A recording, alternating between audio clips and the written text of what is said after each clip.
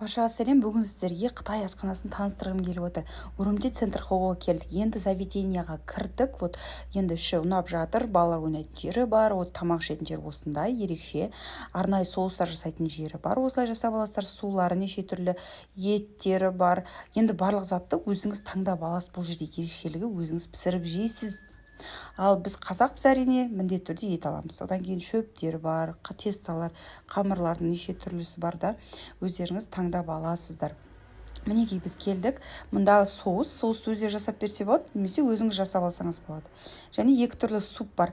Сорпа, яғни біреу ащы, біреу ащы емес. Мен ащы емесін заказ бердім. Осылай ішіне барлық затты салып пісіріп жейсіздер. Қызық, енді жасалу процесінің өзі адамға қызық. Барлық піскен затты осылай арнайы тарелкаға сүзіп аласыздар да, соусын қосып жейтін боласыздар. Енді жесеңіздер дәмді. Міндетті түрде Қытай асханасының дәмін татып көріңіздер.